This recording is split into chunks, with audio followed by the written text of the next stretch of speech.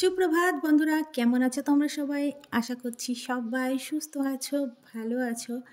আমার চ্যানেল আইশালু ব্লগসের আরও একটি নতুন ব্লগে তোমাদের অনেক অনেক স্বাগত জানাই।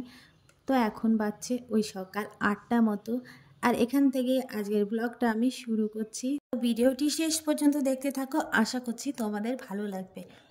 তো একেবারে রান্নাঘর থেকে আজকের ভিডিওটা আমি শুরু করলাম। তো আজকে রান্নাবান্না অনেক কিছুই হবে। তো পাবদা মাছ রান্নাবান্না করব। তো দেখো বেশি করে তেল মাখাচ্ছি। অনেকেই বলে পাবদা মাছে তেল মাখিয়ে ভাজলে নাকি ফাটে না। তো কথাটা কিন্তু পুরোপুরি ঠিক না। আমি তো অনেক দিন যাবতই রান্নাবান্না করছি, দেখেছি তেল মাখালেও পাবদা মাছ ফাটে, না মাখালেও ফাটে। তবে তেল মাখালে একটু অল্প ফাটে, এই আর কি। আর আমি দেখেছি বড় বড় কুকিং চ্যানেলগুলো বলবে যে তেল মাখিয়ে পাবদা মাছ ভাজলে নাকি ফাটে না। তো এটা পুরোপুরি সত্যি কথা না। আমি দেখো আজ একটু বেশি করেই তেল মাখাচ্ছি আর তারপরে ভাজবো। তো বন্ধুরা, রান্নাবান্না তো করছিলাম, দেখি ব্যাটারি একদম লো দেখাচ্ছে, দিয়ে মোবাইলটা আবার উপরে চার্জ দিতে এসেছিলাম, আর রান্নাবান্নার ভিডিওটা নেওয়া হয়নি। তো এখন তো রান্নাবান্না কমপ্লিট করে উপরে চলে এসেছি, আর দু একটা জামা কাপড় এলোমেলো হয়েছিল, সেইগুলো সাজিয়ে রাখলাম। আর এই দেখো দীর্ঘদিন যাবৎ এই পুতুলগুলো, তারপরে এই যে বালিশগুলো এক জায়গায় জড়ো করা ছিল। তো আজকে ভাবছি কি যে এই যে পুতুলের মধ্যে যে ফাইবার তুলোগুলো থাকে সেইগুলো দিয়ে দুটো কুশান বানাবো। আর কিছু বালিশ রয়েছে আর ভালো শিমুল তুলো রয়েছে, সেইগুলো দিয়ে দুটো বালিশ বানাবো, মানে মাথার বালিশ বানাবো। তো পুতুলগুলো কেটে কেটে এখান থেকে আমি তুলোগুলো বার করে নিচ্ছি। আর দেখো ভেতরে কত রকমের জিনিস ভর্তি করা রয়েছে। তো সেগুলো বাদ দিয়ে আমি এই যে ফাইবারের তুলোগুলো হয় না, টেডি বিয়ারের মধ্যে দেয়া থাকে, সেইগুলোই বার করে নিচ্ছি। আর বন্ধুরা কি বলবো, বাড়িতে লোকজন আসলে কিন্তু কাজের, তারপরে খাওয়া দাওয়া, ঘুমের সব টাইমই চেঞ্জ হয়ে যায়। তো আমাদেরও হয়েছে তাই, বাড়িতে লোকজন রয়েছে তো কাজকর্মের একটু এদিক ওদিক, আবার ঘুমানোর টাইমও চেঞ্জ হয়ে গেছে, ঘুম থেকে ওঠার টাইমও চেঞ্জ হয়ে গেছে। তাই অনেক দিন থেকেই এই কাজগুলো জমানো ছিল, কিছুতেই করে উঠতে পারছিলাম না। তো আজকে ভাবলাম যে একবারে করেই উঠবো। আর ছেলেটাও বাড়িতে নেই, ও আস্তে আস্তে আশা করছি প্রায় হয়ে যাবে। তো একটু হাত চালিয়ে এই কাজগুলো এখন করে নেব। আর এই যে ফাইবারের তুলো কিন্তু জমাট বেঁধে যায়, তো হাত দিয়ে হালকাতে একটু ছাড়িয়ে নিচ্ছি। তো প্রথমে ভেবেছিলাম পুতুলগুলো বুঝি ফেলেই দিতে হবে, তারপর একটা বুদ্ধি বার করলাম যে এইগুলো দিয়ে কুশান বানালে কেমন হয়। তো যে ভাবনা সেই কাজ, বাজার থেকে যে কুশানের খোল আর দুটো বালিশের খোল কিনে নিয়ে এসেছি। তো এখন এই তুলোগুলো ছাড়িয়ে ছাড়িয়ে কুশানগুলো রেডি করে নেব।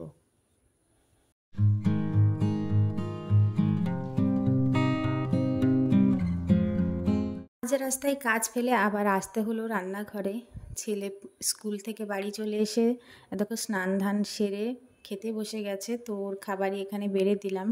আজ রান্না করেছি পাবদা মাছ, একটা সবজির তরকারি, ডাল, আর মাটনটা আয়ুষের বাবা করেছে। তো ওর কিছু জামা কাপড় ভিজিয়ে রেখেছিলাম আর স্কুল ড্রেস দিয়ে একেবারে কেচে দিলাম।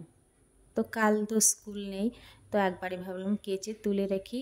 আর এই গরমকালে তো প্রতিদিনই জামা কাপড় কাচতেই হয়, তো একবারে কেচে গুছিয়ে তুলে রেখে দেবো।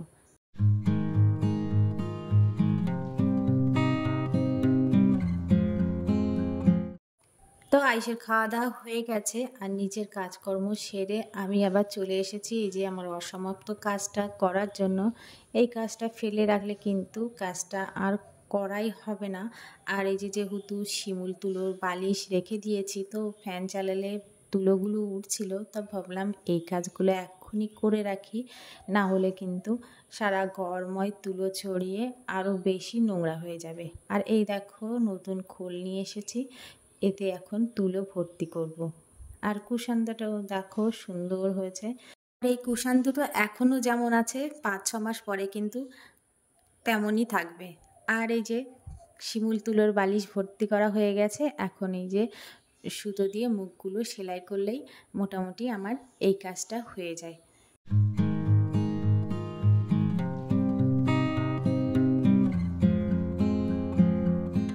এখন বাজছে বিকাল 5টা মতো। তো রোদের তাপ অনেকটাই কমে গেছে, তাই জন্য ঘরের জানালাটা খুলে দিলাম। আর ঘরের মধ্যে যে অতিরিক্ত তাপ সেটা কিন্তু জানালা দিয়ে বেরিয়ে যাবে। আর আজকে হাওয়াও দিচ্ছে সুন্দর। তো ঘরে তো এমনিতে ঘরের মধ্যে গরম আছে, তাই জন্য যে ব্যালকনিতে এসে বসেছি। আর আজকে সুন্দর হাওয়া দিচ্ছে, তো একটু হাওয়া দিলে কিন্তু আমাদের এই বারান্দাটায় সুন্দর হাওয়া লাগে। দেখো প্রচণ্ড হাওয়া বাইরে, নিম গাছটায় কত সুন্দর হাওয়া লাগছে। আর আমি এখন এখানে বসে রয়েছি। তো এখানে যখনই বসি দীর্ঘক্ষণ বসেই থাকি, কোথা দিয়ে সময় চলে যায় বোঝাই যায় না।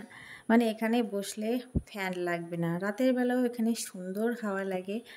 তো এখানে বসে থাকলে হবে না, নিচে গিয়ে কাজকর্মও করতে হবে। আর ওইদিকে বনননদ আর শাশুড়ি মা এই যে লঙ্কা গাছ বেগুন গাছ লাগানো হয়েছে সেইগুলোই দেখছে কতটা কি হয়েছে।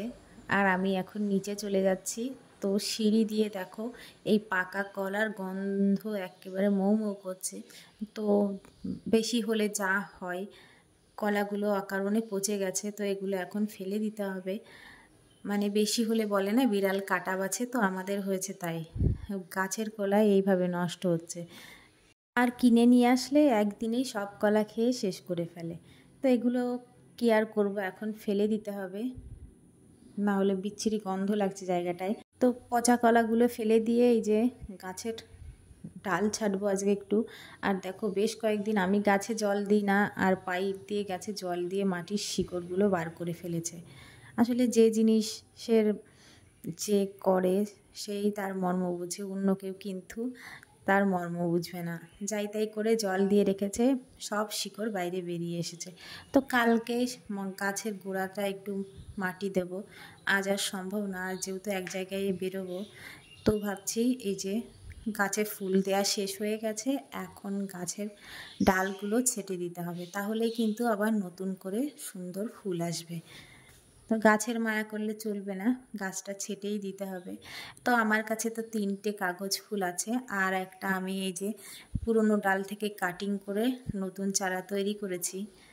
তো আজকেও ভাবছিলাম ডাল কেটে বসাবো নতুন চারা, তো আজ আর সম্ভব না, অন্য দিন আবার করতে হবে।